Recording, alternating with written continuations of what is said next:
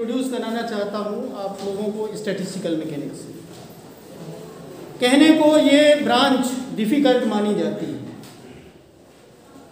इतना अगर आप ध्यान से पढ़ेंगे तो ये भी रिलेटिविटी की तरह सिंपल सी नज़र आएगी, बशर्ते आप सब्जेक्ट पे ध्यान देंगे तो।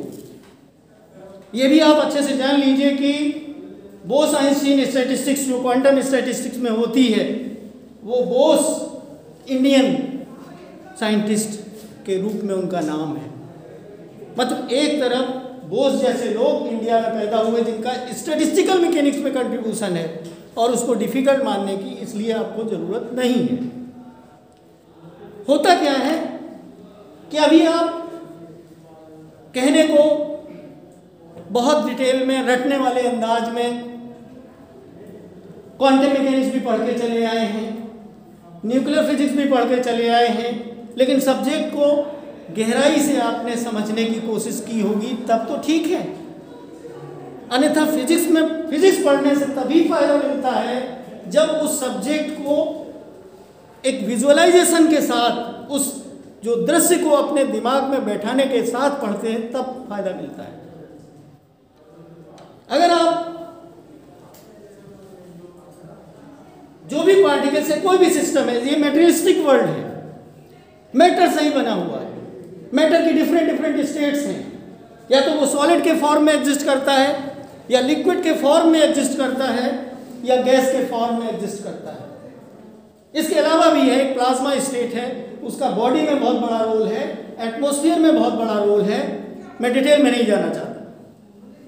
लेकिन जिन पार्टिकल से मिलकर बनता है मैटर, वो आप अच्छे से जानते हो कि मॉलिक्यूल्स हैं।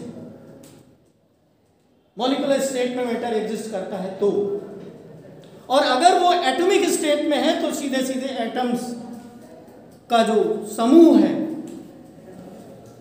वही मैटर है। मैं एक एग्जाम्पल आपको देना चाहता हूं। जो चीज नहीं दिखती, आप ये समझते हो कि ये खाली जगह है, मेरी मुट्ठी इस समय बंद है, इस मुट्ठी में हवा है, और इस हवा में जो नंबर ऑफ मॉलिक्यूल्स हैं उसकी गिनती करोगे तो तुम्हें यह पता चलेगा कि जितनी विश्व की आबादी है उससे कहीं ज़्यादा मॉलिक्यूल्स इस मुट्ठी के अंदर हैं। आपने एवोगैड्रो नंबर पढ़ा है? क्या होता है Avogadro number? 6.02 into 10 to the power 24 molecules. ये मॉलिक्यूल्स कितने अमाउंट में होते हैं? 1 ग्राम मॉलिक्यूलर वेट कि 1 किलोग्राम मॉलिक्यूलर वेट है, या 1 मोल सीधे कहिए,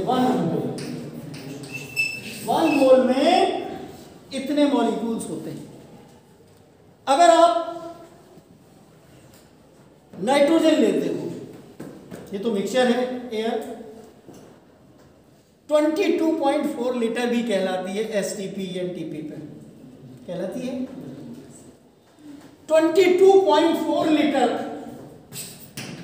22.4 लीटर जो हमारी होती है उसमें नंबर ऑफ मॉलिक्यूल्स कितने हैं, ये एवोगैड्रो नंबर के बाद।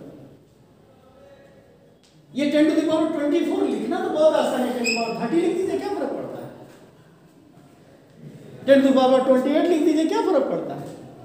10 to the power 10 लिख दीजिए, क्या फर्क पड़ता है? लेकिन बहुत डिफरेंस हो जाता है, बहुत ज्यादा डिफरेंस हो जाता है। 10 to the power 1 equal to 10, you can realize it। 10 का मतलब क्या होता है? 10 to the power 2 का मतलब क्या होता है? 100, 10 times बढ़ गया। 10 to the power 3 1000, 10 to the power 4 10,000। अब अगर ये 22.4 लीटर है, हम कह रहे हैं इसको 1000 से डिवाइड भी कर दीजिए तो कितना लीटर आया? 10,000 से डिवाइड करता हूं। लीटर का मतलब होता है सेंटीमीटर क्यूब। होता है, ठीक है ना। अब अगर इससे डिवाइड करोगे तो ये 0.00224 हो जाएगा। और जब आपने इससे किया तो 10⁴ भी कम कर दोगे, अब डिवाइड करोगे 10⁻20 हो जाएगा, यही तो होगा। और भी डिवाइड कर दीजिए आप, 10⁻19 छोटी नंबर होती क्या, बहुत बड़ी नंबर है। और जो भी सिस्टम प्रॉपर्टीज देता है, चाहे वो कोई रेडिएशन हो जिसमें फोटॉन्स की संख्या हो, चाहे गैस हो किसी कंटेनर में, लिक्विड हो किसी कंटेनर में, तो उन नंबर ऑफ मॉलिक्यूल्स के बारे में आप एटम्स के बारे में रियलाइज कर सकते हो कितनी बड़ी नंबर होगी। और इन नंबर ऑफ मॉलिक्यूल्स की वजह से ही सिस्टम अपनी प्रॉपर्टीज देता है। सबके ज्वाइंट कंट्रीब्यूशन के बाद जो उसका प्रॉपर्टी देने का खेल हम लोग यूज करते हैं अपनी दैनिक जीवन में, वही होता है। एक्चुअली जब बहुत बड़ी नंबर होती है तो जितने मॉलिक्यूल से बना हुआ किसी कंटेनर में, सिस्टम में, कंटेनर क्या यहाँ पे तो फिजिक्स की भाषा में सिस्टम बोला जाता है। जैसे आप थर्मोडायनेमिक सिस्टम पढ़ते हो, उसमें आप मेटल को ही तो लेते हो, चाहे वो किसी फॉर्म में हो, गैसियस फॉर्म में हो, तो वो जो मॉलिक्यूल्स हैं उसके अंदर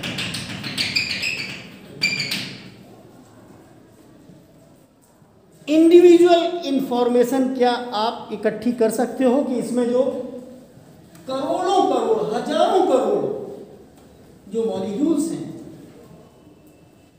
आप क्या उनकी इंफॉर्मेशन रख पाओगे? और अगर सपोज दैट इंफॉर्मेशन आपने रखने की कोशिश भी की, तो क्या उसकी मैथमेटिकल इक्वेशन बना पाओगे? जब 2 वेरिएबल होते हैं तो 2 इक्वेशन बनती है, जब आपके 4 वेरिएबल होंगे तो 4 इक्वेशन। इतने की इक्वेशन कोई कंप्यूटर भी क्या सॉल्व कर पाएगा? Not possible. होता क्या है कि जो हम इंफॉर्मेशन लेना चाहते हैं, तो सारे जो सिस्टम है उसकी हम जब संख्या बड़ी हो जाती है तो स्टैटिस्टिक्स बनाते हैं। उसकी क्या करते हैं? स्टैटिस्टिक्स बनाते हैं, ठीक है। तो इसलिए स्टैटिस्टिक्स की जरूरत पड़ी कि हम जो भी प्रॉपर्टीज स्टडी कर रहे हैं किसी सिस्टम की, तो थ्रू स्टैटिस्टिक्स। अब स्टैटिस्टिक्स बनाने के लिए क्या करें? कुछ कंसेप्ट और कंसीडर करने पड़ेंगे। क्या कंसेप्ट हम लेंगे? एक तो सबसे बड़ी चीज ये है कि कोई भी घटना होने वाली है या ये हो जाएगी, ये प्रेडिक्ट करना होता हमको फिजिक्स के लॉज के द्वारा। वही लॉज होते हैं जो भी हमें लॉज स्टैटिस्टिकल मैकेनिक्स में पढ़ने होंगे, तो उसी स्टैटिस्टिक्स बनाने के लिए लॉज बने। दूसरी चीज ये है कि यहाँ पे जो भी घटना होती है वो प्रोबेबल कहलाती है। क्या कहलाती है? प्रोबेबल। तो सबसे पहले आपको प्रोबेबिलिटी पढ़नी होगी। क्या पढ़नी होगी? जो आप साधारण लेवल पे मैथमेटिक्स में आप पढ़ते हो वो मैं नहीं पढ़ूंगा। सिक्के उछाल रहे, डाई उछाल रहे हैं, एक सिक्का उछाला, 2 सिक्के उछाले, n सिक्के उछाले, तो उनकी थ्योरम्स होती हैं। ये आप मैथमेटिक्स के स्टूडेंट हो, यू कैन स्टडी योरसेल्फ। वो कंसेप्ट आपको इन मॉलिक्यूल्स में यूज करना होगा। क्या करना होगा? मॉलिक्यूल्स में यूज करना होगा, ठीक है। तो जो प्रोबेबिलिटी है, प्रोबेबिलिटी का कंसेप्ट, कोई भी घटना होगी तो जो मैक्सिमम प्रोबेबिलिटी होगी वही तो उसका रिजल्ट माना जाएगा। जिसकी लीस्ट प्रोबेबिलिटी है जो घटित होने की, उसकी कम प्रोबेबिलिटी है, वो तो पैरामीटर हम कंसीडर नहीं करेंगे। तो ऐसी छोटी छोटी सी जो बेसिक्स हैं उनको मिला के बनाई गई है स्टैटिस्टिकल मैकेनिक्स। तो पहली चीज आपको प्रोबेबिलिटी का स्वयं पढ़ना होगा। आप अपनी बुक से, जो यूनिट 2 है वो फिजिक्स पढ़ने के पॉइंट ऑफ व्यू से बहुत छोटी है, 2 या 3 वीडियो में खत्म हो जाएगी यूनिट 2, ये मान लीजिए। क्योंकि आपने जो रिलेटिविटी पढ़ी है उसी से 35 to 40% पेपर आप आंसर पेपर देखेंगे तो कवर हो जाएगा। इसकी यूनिट 3 और यूनिट 4 वो ज़्यादा इम्पोर्टेंट हैं। हालांकि बेस बनाने के लिए यूनिट 2 भी बहुत ज़रूरी है, जिसमें कि आप जो डिस्ट्रीब्यूशन का है मॉलिक्यूल्स को डिस्ट्रीब्यूट करने का वो आपको कंसीडर करना होगा। मॉलिक्यूल्स आपको नहीं दिखते, यहाँ भी जो भी घटनाक्रम होता है जैसा आपने रिलेटिविटी में पढ़ा या नहीं पढ़ा, जिसने वीडियो नहीं देखे उसने नहीं पढ़ा, बुक से भी नहीं पढ़ा होगा। जिसने बुक से भी पढ़ा है वीडियो भी देखा है तो उसकी इमेजिनेशन अच्छी बन गई होगी। और ये समझ लीजिए कि चाहे वो दिखाई दे या ना दे, बट मॉलिक्यूल्स एग्जिस्ट। कोई भी सिस्टम होगा बिना मॉलिक्यूल्स के, पार्टिकल्स के नहीं बनता। आप मॉलिक्यूल्स को क्या कहोगे? Material particles. जो मैटर पार्टिकल्स हैं वही तो मॉलिक्यूल्स हैं। तो बिना पार्टिकल्स के कोई सिस्टम नहीं बनता। और वो सिस्टम कहाँ एग्जिस्ट करता, छोटा स्पेस हो या बड़ा स्पेस हो, ये माने नहीं रखता। ठीक है, तो स्पेस में ये क्योंकि हम लोग स्टैटिस्टिक्स ही नहीं बनाने बैठे, हम साथ में उसका नाम क्या है? Statistical mechanics. तो हम उसकी मैकेनिक्स भी बनाएंगे, उनके जो मोशन के लिए एक फेज स्पेस की हाइपोथेसिस करेंगे। फेज स्पेस एक पॉइंट है इसमें जो कंसीडर करना होगा, फेज स्पेस। अब पता नहीं उसमें वो लगाए नहीं है, आवाज़ उसमें रिकॉर्ड कैसी हो रही है हमें नहीं मालूम। तो जो फेज स्पेस है ये आपको पढ़ना होगा, और फेज स्पेस के लिए आपको कोऑर्डिनेट सिस्टम फिर वही फ्रेम ऑफ रेफरेंस की तरह कंसीडर करना होगा। फेज स्पेस, इसके जो कोऑर्डिनेट्स हैं वो x, y, z, t। लेकिन ये इनकम्प्लीट इंफॉर्मेशन है फेज स्पेस बनाने के लिए, क्योंकि मोशन को पार्टिकल के कंसीडरेशन के साथ कंसीडर करना है। तो दो टाइप के कोऑर्डिनेट्स लेते हैं, पोजीशन कोऑर्डिनेट्स, फेज स्पेस में पोजीशन कोऑर्डिनेट्स भी लेते हैं और मोमेंटम कोऑर्डिनेट्स भी लेते हैं।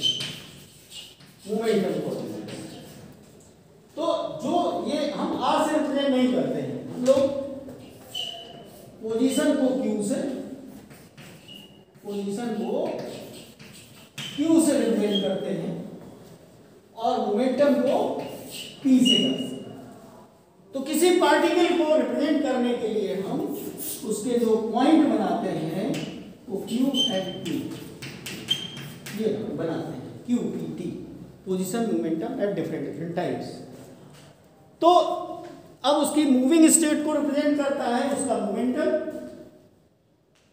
और उसकी लोकेशन का रिप्रेजेंटेशन करता है क्यू।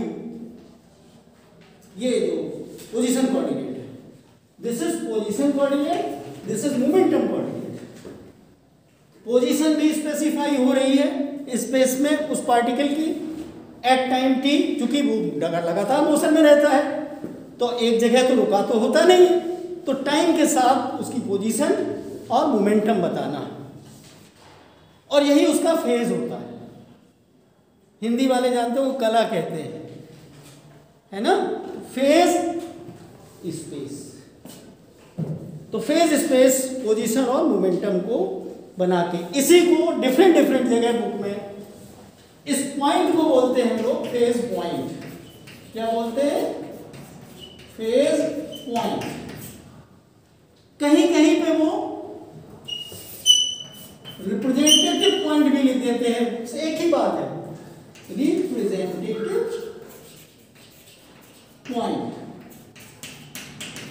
सबका मतलब एक ही है। कहीं बुक में आप तो सोचोगे ये कोई अलग चीज होगी, ऐसा नहीं है। You are considering position and momentum coordinates to specify the state of the particle और मॉलिक्यूल और the point. If you say that the point is representing the state of the particle, तो you can also say representative point, representative point भी कह सकते हो, और particle के लिए ही वो फेज पॉइंट भी है। तो पार्टिकल की जो स्थिति है उसका वर्णन करने के लिए हम डिफरेंट पॉइंट्स को हम डिफरेंट पॉइंट से उन पार्टिकल की स्टेट्स को बताने की कोशिश करते हैं। तो इमेजिनेशन में जब भी किसी थर्मोडायनेमिक सिस्टम या सिस्टम की बात करोगे तो उसमें आपको फेज स्पेस की हाइपोथेसिस करनी पड़ेगी। अगर उसमें n पार्टिकल्स हैं एक पर्टिकुलर टाइम, जैसे फोटोग्राफी में होता है ना, एट टाइम t पार्टिकल 1 की पोजीशन है q1 p1, पार्टिकल की 2 की q2 p2, पार्टिकल 3 की q3 p3, ith पार्टिकल की qi pi, nth पार्टिकल की qn pn, इस तरीके से प्रेडिक्ट करते हैं। ठीक है, किसी को कोई डाउट तो नहीं इसमें कि हमें अपना जो इमेजिनेशन है, व्यू है किसी भी मैटर को देखने का, एक फिजिक्स वाले स्टूडेंट को इतना फास्ट अपनी मेमोरी को वहीं पहुंचाना होता है। अभी हम तो कोई सिस्टम मिलकर भी बात कर रहे हैं, तो जनरल इंट्रोड्यूस करा रहे हैं स्टैटिस्टिकल मैकेनिक्स से। तो अब आपको क्या होगा कि जो नहीं भी दिख रहे हैं पार्टिकल्स, मॉलिक्यूल्स, जो कि दिखते ही नहीं, आपको पता है अच्छे से कि नहीं, मॉलिक्यूल किसी ने देखा, किसी साइंटिस्ट ने देखा, जानते हो या नहीं? क्या देखा होगा? क्योंकि इतनी ज़्यादा बड़ी बड़ी टेक्नोलॉजी आ चुकी है छोटे से छोटे देखने के चक्कर में, atomic force microscopy, time, Sam, scanning electron microscopy वगैरह वगैरह। क्या इससे दिखता होगा मॉलिक्यूल? चलिए कुछ बात करनी जरूरी है, तब तक जब मूड नहीं बनेगा तब तक स्टैटिस्टिकल शुरुआती क्लास सबसे इम्पोर्टेंट होता है। फिर तो वो टॉपिक अपने आप नोट्स की तरह पढ़ते चले जाते हो, स्टोरी की तरह। बताइए क्या आंखों से दिखती होंगी, देखा होगा या नहीं देखा, और देखा है तो कहाँ तक देखा है? किसी को जवाब आता हो तो बताए, मैं उसके बाद आगे बोलूं। गैस करिए, क्या देखा होगा मॉलिक्यूल या नहीं देखा होगा? कैसे थ्योरी डेवलप होती चली जा रही लगातार, कहां तक सफलता पाई होगी वैज्ञानिकों ने? क्या बता सकते हैं आप? बिहेवियर को हम देखते हैं सर, बिहेवियर देखते हैं कि इलेक्ट्रॉन कैसे बिहेव कर रहा है, प्रोबेबिलिटी की इस पॉइंट पर इलेक्ट्रॉन की प्रोबेबिलिटी हम बताते हैं। इलेक्ट्रॉन के साथ मॉलिक्यूल नहीं देखते। नहीं, ये बताइए, ये मॉलिक्यूल से मिलकर बना होता है, क्या मॉलिक्यूल्स देखे गए हूबहू? क्यों नहीं? क्योंकि तो उनका साइज बहुत छोटा है, लेकिन जिस ऑर्डर को बनाएंगे आगे देख सकते हैं। नहीं तो हम क्या कहाँ तक देख सकते हैं अपनी आंखों से? ये हमारी आंखें देखती तो हैं, कहाँ तक देख पाती, कितने छोटा देख पाती हैं? कोई जानता है? बीएससी थर्ड ईयर में आ गए आप, थोड़े तो एडवांस स्टडी कर ही रहे हैं, क्वांटम मैकेनिक्स भी पढ़ डाले हैं। न्यूक्लियस तो बहुत ही छोटा होता है, ना के बराबर स्पेस ऑक्यूपाई करता है। जब एटम नहीं दिख रहा, मॉलिक्यूल नहीं दिख रहा, तो एटम कहाँ दिख रहा है? और एटम नहीं दिख रहा तो न्यूक्लियस कहाँ से दिख रहा है? कहाँ तक देख लेते हैं? कुछ आइडिया है? नहीं आइडिया तो हम बताते हैं, पहले बताइए कि हमें नहीं आइडिया है। देखिए, हम देखते किससे हैं? आंखों से। और कब देखते हैं? जब हमें प्रकाश की मदद मिलती है। With the help of light you can not see. मेरी आंखें बेकार हैं, सबकी आंखें बेकार हैं जब तक कि हमें रोशनी नहीं मिलेगी। और ये आंखों की रेटिना पर सेंसेशन ऑफ विजन क्रिएट कराती है लाइट। ठीक है, लाइट एक इलेक्ट्रोमैग्नेटिक वेव है। क्या है? विद्युत चुंबकीय तरंग है। ठीक है, लाइट के बारे में आप जानते हो, पढ़ चुके होंगे ऑप्टिक्स। ये किसी वीडियो में हमें बताया भी है सर, बताया कि नहीं? तो उसमें इलेक्ट्रिक फील्ड और magnetic field mutually perpendicular plane of vibration है। एक वाइब्रेशन की बात कर रहा हूं मैं। ऐसे तो जो नेचुरल लाइट होती है उसमें कई वाइब्रेशन प्लेन होते हैं, तो जो इलेक्ट्रोमैग्नेटिक वेक्टर होता है, इलेक्ट्रिक फील्ड वेक्टर होता है, जो वेक्टर क्वांटिटी इसलिए वेक्टर बोलते हैं। आप तो सब कुछ पढ़ चुके हो, मैक्सवेल इक्वेशंस भी पढ़ चुके हो, है ना? लाइट की स्पीड भी निकाले, वही तो कहता हूँ कि रटने वाले अंदाज में पढ़ने का कल्चर हो गया, यही खराब बात है। तो उससे क्या होता है कि हमारी रेटिना पे सेंसेशन ऑफ विजन देता है। एक जो फैक्ट जो स्टडीज से निकल के आया है कि एक पर्टिकुलर वेवलेंथ रेंज ही हम पे, हमारी आंखों पे असर डालता है, और उसको कहते हैं विजिबल रेंज। वो 4000 एंगस्ट्रम यूनिट से 7800 एंगस्ट्रम यूनिट के बीच का होता है।